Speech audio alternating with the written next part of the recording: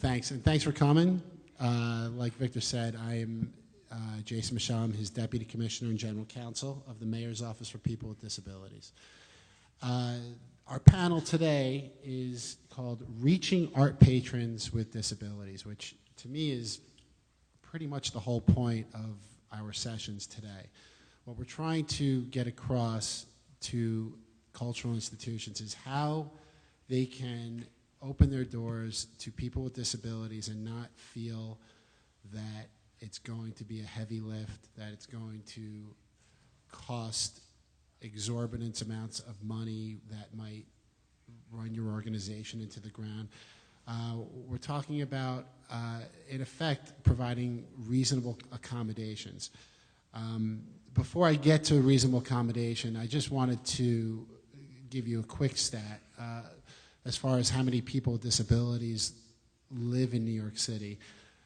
The best way to find that out is through something called the American Community Survey, which is sort of related to the U.S. Census. And in 2011, they put out estimates of a number of different breakdowns across different social characteristics. And according to their survey, presently there are 834,685 people with disabilities that live in New York City. When I started back in 2004, the numbers were actually higher than that. I tend to think that they are over 1 million. And that doesn't include visitors to the city. So you're talking about a huge market of people who live or visit here that want to take advantage of everything that the city has to offer.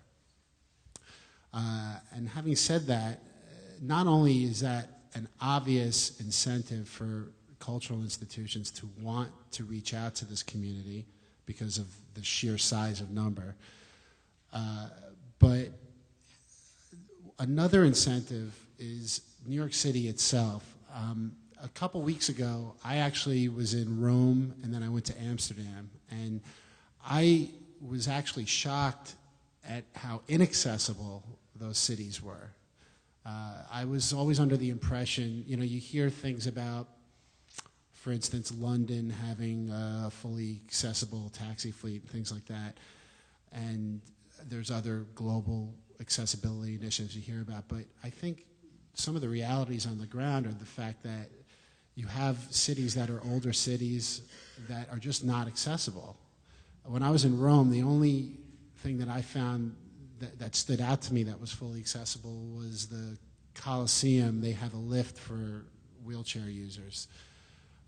In Amsterdam, while it happens to be a beautiful city, it was disturbing. I went to the Anne Frank house, for instance, and there's just absolutely no way that at least people who use wheelchairs would be able to get in there.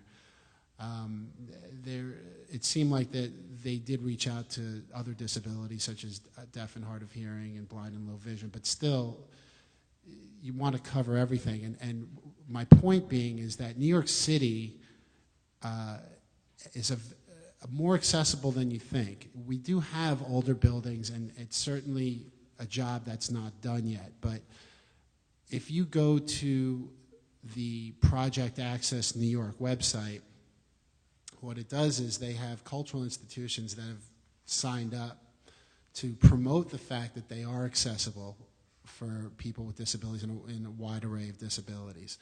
And that list is getting bigger, and that kind of represents competition to those cultural institutions that are in the city that might be lacking behind.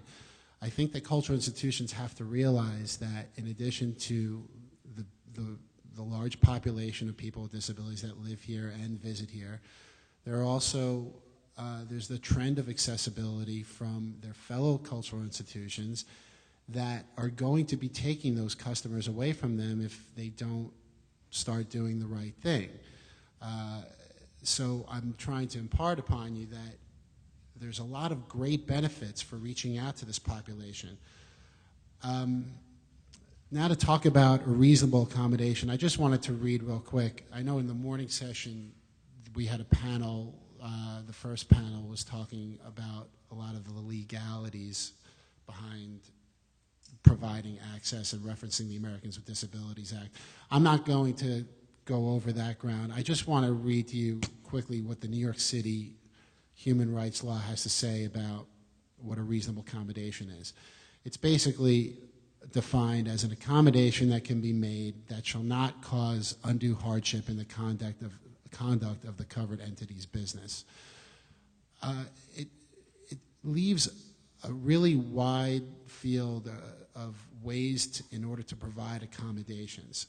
It's not just about, and I said this morning, but it bears repeating, it's not just about spending millions of dollars to make capital improvements to your buildings and being worried about that. There's all sorts of ways and means of accomplishing inclusiveness and accessibility that are very low cost, that are very efficient, and that will exponentially increase the amount of people that come to your institutions.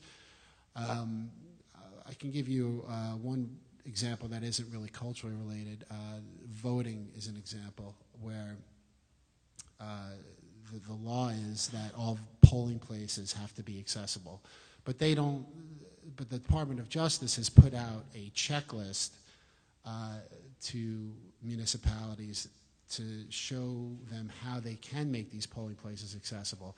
And a lot of it has to do with, well, you can provide a portable ramp, or you can provide some sort of alternate location that might be nearby, or provide, let's say, transportation to a different space that might be more accessible.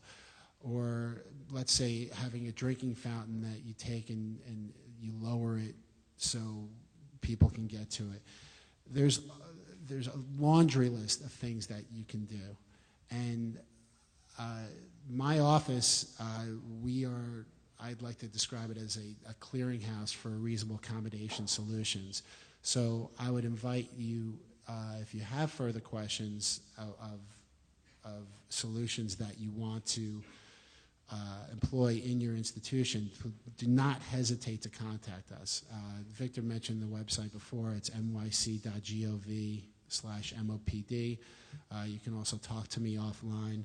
But we're here for you to put aside your concerns about construction and major projects in order to create accessibility. There's things that can be done.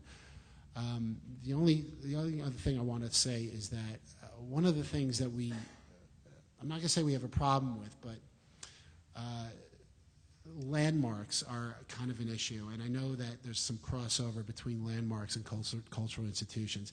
As it stands, landmarks are more or less exempt from providing accessibility. What we try to do when we work with the Landmark Preservation Commission is just to talk to them about some of the things that I've already said, which is you might be exempt, but if you just bring in some programmatic solutions, you're going to find, in my opinion, and that people are not going to not come to your landmark because all of a sudden they see a portable ramp outside and they think that some sort of aesthetic was compromised. Life doesn't really work that way, and in fact, most of us who I guess you would consider able-bodied know people that are wheelchair users or deaf or hard of hearing or blind or low vision. And we're in the 21st century, and we understand that inclusiveness is only it can only benefit everybody. And the last final thing I'll say, and I'll turn it over to my fellow panel members, is there is one gray area which is a little bit difficult, which is the idea of a defense to providing accessibility that the ADA provides is something called fundamentally altering the nature of the service provided, which gets involved in cultural institutions because if you're thinking about art projects, such as, let's say, video art, where you want to provide captioning on that art, and then possibly the artist might have a problem with that because it's somehow fundamentally altering the nature of the art. Well, I'm always going to come down on the side of advocacy and the fact it's the right thing to do to to make sure you get as many people in your institutions as possible. And there's ways around that. And like I said, if you come to us, we're more than happy to discuss ways with you that you can get this done, and we can meet with the artists, and we can meet with your superiors and yourselves, and we can come to solutions that are going to benefit everybody. So thanks for listening, and I'm going to turn it over to Joan on my left from Art Beyond site. Thank you. As Commissioner Khaleesi said, we worked with the Mayor's Office for People with Disabilities to run a series of focus groups with adults with diverse disabilities in the summer, fall, and winter of 2012. And wonderful things came out of that, including lots of compliments for New York City or cultural organizations that have really exceptional programs, and a lot of just little practical ideas. We asked people to tell us about their attendance at zoos and aquariums, botanical gardens, theaters, dance, concerts, museums, sports arenas, and our group of several groups of people also told us they wanted to talk about films because they were avid movie goers, and these were particularly people with low vision. They said the first thing to do that would really help is if programs for people with disabilities are scheduled for times that are less crowded in your institutions, and also that let them avoid trying to travel through New York City during rush hour. There was a lot of talk about training staff, telephone staff that answer at your institutions and don't always know what's available or when things are, and front of house staff. They should know what's available. They should know if there's assisted listening devices in theaters, if there are audio guides, if there's ASL. They should also know when a performance or a program ends, because many people with disabilities rely on the assessor ride or a car service to pick them up, and if they don't know when that ends, they can't make those arrangements. Be sure your staff can give concise directions. We've been told time and again that over there is totally meaningless to someone who cannot see the gesture. And people want to know where the elevators are, where accessible bathrooms are, where the coat check is, where the cafeteria is, where the gift shop is, so they can also explore those areas. Make sure your information desk is wheelchair accessible. Have a pad and pencil there for people who are deaf or hard of hearing. You might also, if possible, ask an ASL interpreter to let you videotape on an iPad something that says, "We're very sorry, there's no one who knows ASL here right now, but there will be somebody at," and give the time, or we have a special ASL tour on such and such day. We did, one of the focus groups we did had 4 people who were deaf who could not read, and they totally rely on ASL to communicate, and so they expressed incredible frustration when they go in and there's no one that they can talk to via ASL. You also should have large print and Braille. Large print is so easy to do now with your computer. And you can also, if you have Braille materials, that would be very helpful. If you can't Braille them in-house, the Lighthouse does Brailing for a very reasonable fee. Train staff on sighted guide technique. And I wrote down what one man said who was describing being taken to a seat. He said, "They grab you any old way and run with you. And you are dragging and bumping into everything, and they don't even see you. They are on a different path, and you are hitting all the obstacles. I think they need to be a little more educated and allow the disabled person to instruct them on how best to help." And this whole sighted guide technique was a big issue. A lot of people said, well, they grab my left arm, and that's the hand that I have my guide dog on, and then others said, well, whenever I go to a museum, if they don't know it, I try to teach them so that they'll know for the next person when they try to pull me with my arm. Sighted guide technique's very simple. The person who is blind or has low vision just takes your arm instead of you taking theirs, and they walk half a step behind you. If there's a narrow path coming up, you just put your arm behind your back and they know, and then they move behind you. And of course you can alert them to steps or doors or special barriers. But it's not hard to learn.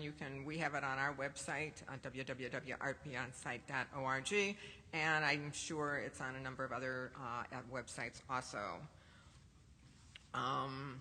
Websites, we talked about a little bit this morning, and signage are problems. I'll tell you a bad story about Art Beyond Sight. When I first started there, we were just building a new website, and our designer had our name in red on a blue background.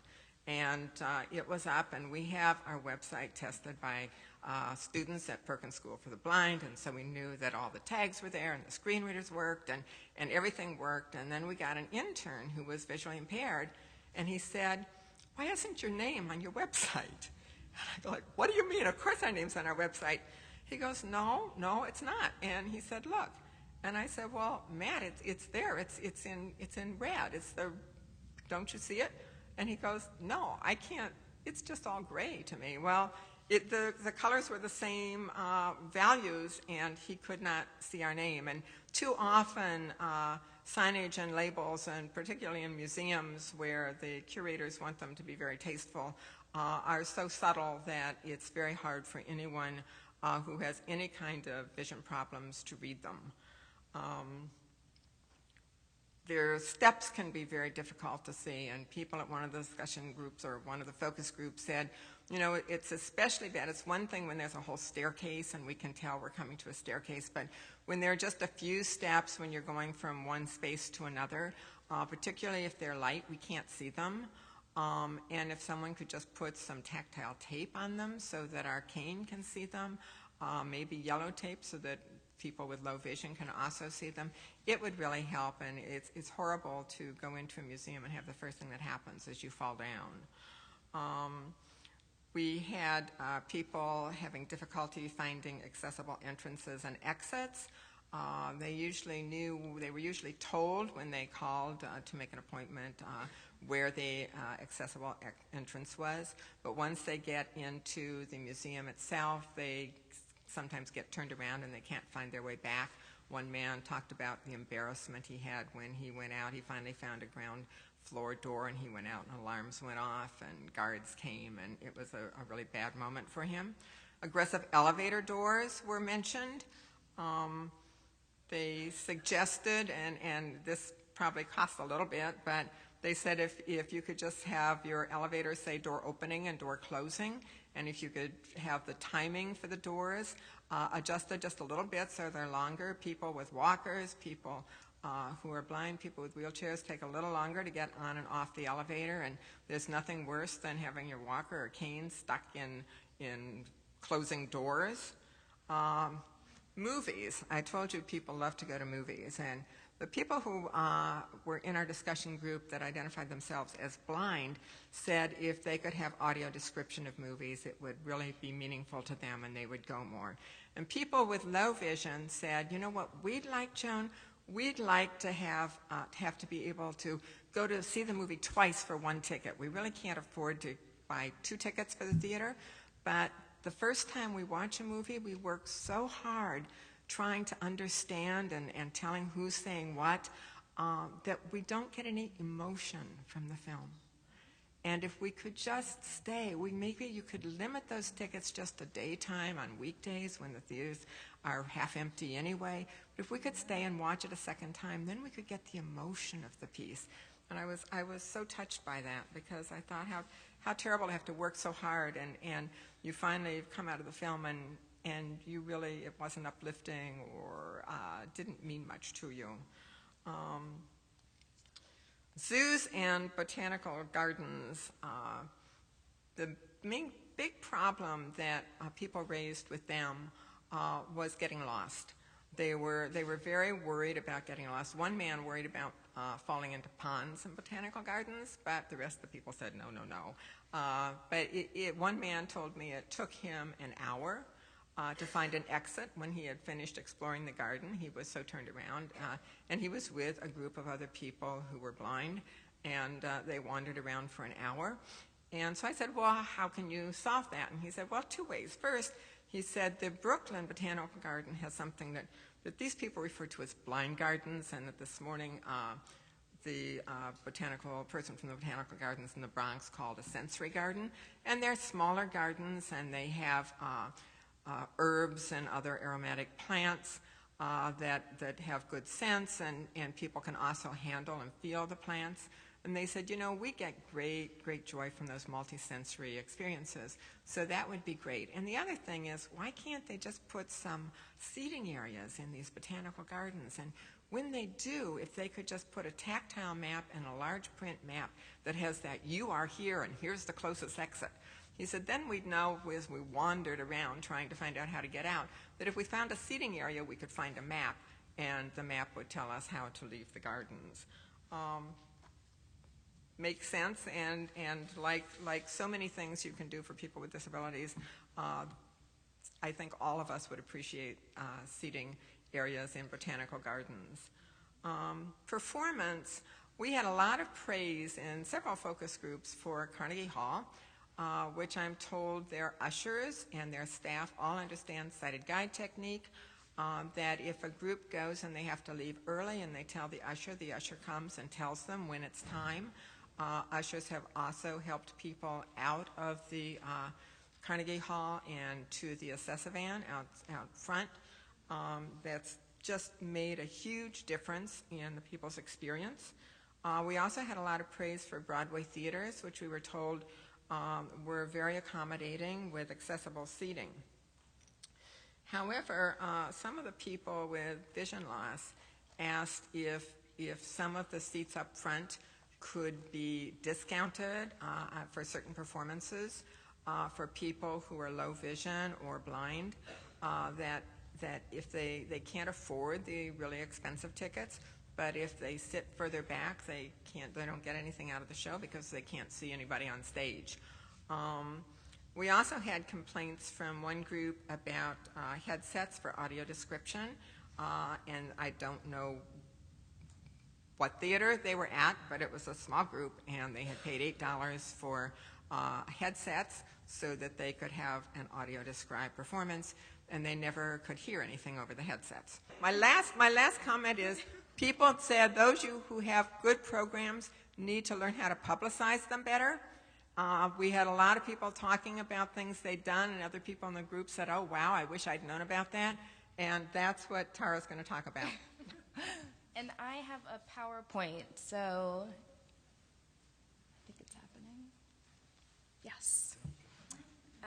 Okay, so I'm here to provide some insight on how to effectively reach this largely untapped market once these accommodations that Joan was speaking to and more of these tactical initiatives are in place. Keeping in mind that your approach should remain as committed and ongoing and adaptable as you would with any market, addressing this broad community's needs and concerns and interests, again, as you would any. So first, and you have a sense of this from earlier presentations, but it's important to understand and recognize the scale and the breadth of this community. I mean, there are over 57 million adults with some form of disability, and it's a largely untapped market, again, of people who command over $1 trillion in consolidated buying power and disposable income collectively. So we're talking about a massive and growing community, the largest minority group, in fact, in the world, even surpassing the Hispanic market. And more so than other markets, this includes not only individuals with disabilities themselves, but their significant others and their friends and their families, whose activities are to an extent guided by their companions' lifestyles. So once you account for all these added markets, you're looking at almost half the planet. And so with this in mind, I think this community should immediately become a crucial component in every marketing and public relations plan. I mean, you'd essentially be leaving money on the table. You'd be doing your institution a disservice not to recognize the value in connecting and not to recognize this community as a viable market niche. I think it's also worth noting that individuals with disabilities have proven to be incredibly brand loyal, especially to fully accessible businesses, which are unfortunately still in the minority. So here's an opportunity to uniquely position yourself and make a powerful cultural statement about inclusion and awareness.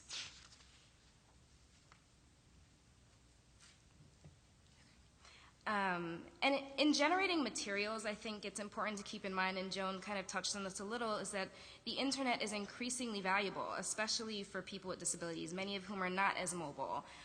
So as the place of accommodation, the internet and your website provides you with added opportunity to expand your reach. Unfortunately, many businesses still struggle with accessible sites, and again, when text is obscure and sites are heavier on non-caption images and Flash, your site immediately becomes exclusionary, and screen readers cannot be as effective in relaying information.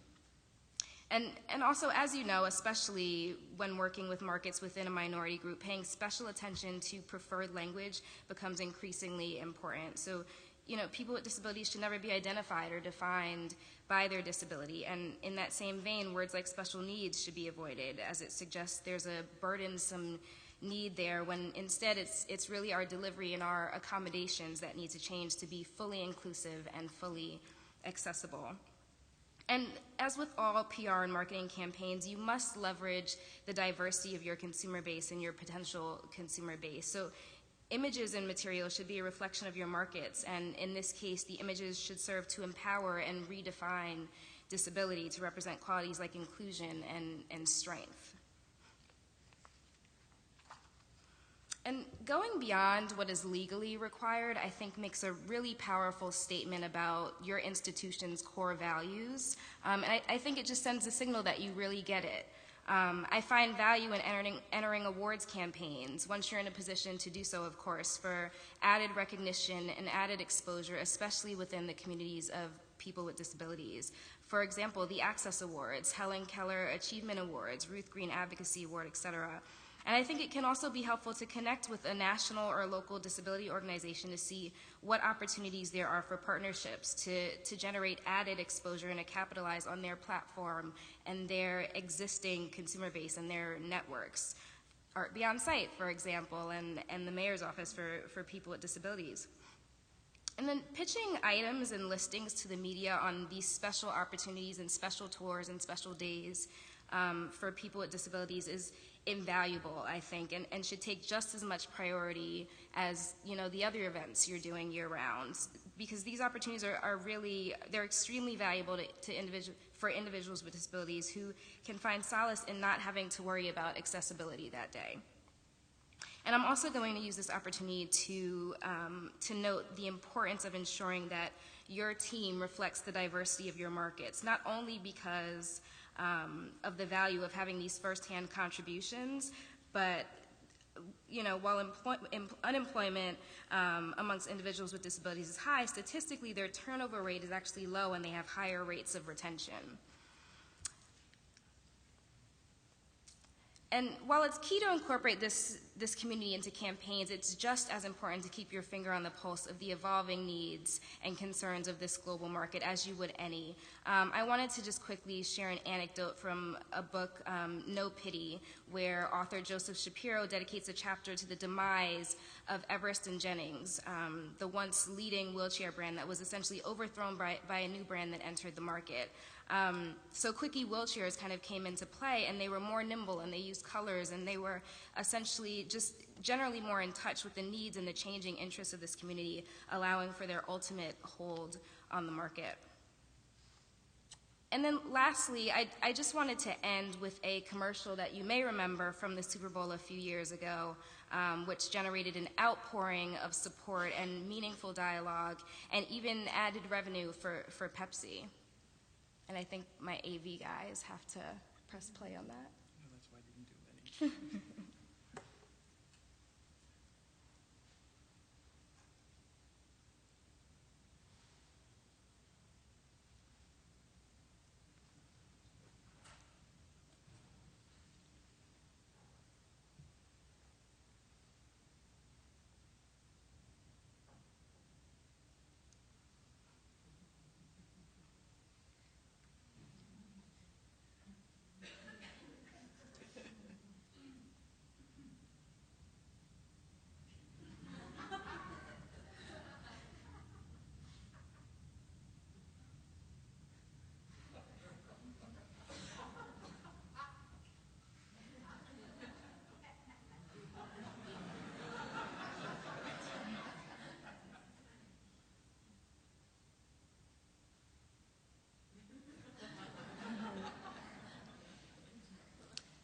So I think it's important that, this marketing team recognized the value of targeting and including people who are hard of hearing in their marketing plan and put substantial resources into exercising that core value. I mean, Super Bowl ads are not cheap.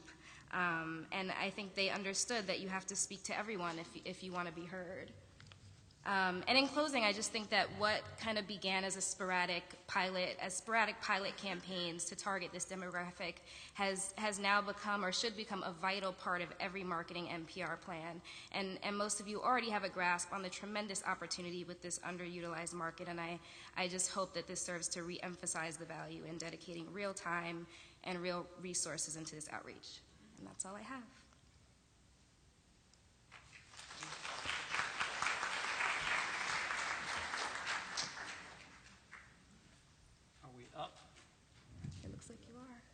Excellent. I don't know if many of you were in the morning session, but I spoke about the Historic House Trust. We are an umbrella organization, and we help advise and manage 23 historic house museums in New York City. So when I speak from the perspective of very small cultural organizations with very small budgets. I would say that one of the major things that we're doing right now, and I spoke about that briefly, is the Anarchist Guide to Historic House Museums. And that's a real in-depth reassessment of what it means to be a historic house museum as a cultural institution in New York City, realizing that on one end of the spectrum we have physical disability, and on the other end we have cognitive disability, and how historic house museums have traditionally been difficult to access on almost all of those levels. And I would just say that probably the number one thing, and I'll just piggyback on what you had to say, is we're not reinventing the wheel. We're going to organizations that already know what's best.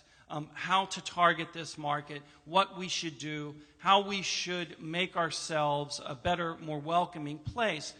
So at one level, a small cultural may seem that we only have 2 people on our staff and we don't have large budgets. Well, guess what? There are other nonprofit organizations out there who would love to work with us, and they can bring just tons of information, just as you were presenting and that you were talking about, that we really don't have to spend years trying to consolidate that. One thing that we're doing is not only are we asking nonprofits that specialize in this information, we're also going to peer discussions and peer conversations. In this case, historic house museums.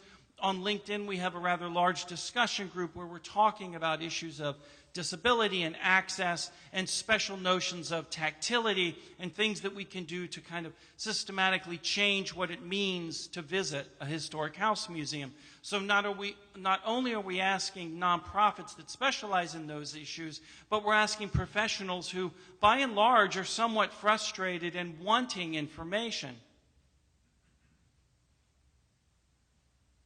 And so one of the first steps was working with Art Beyond Sight. As I said, we have 23 historic house museum sites.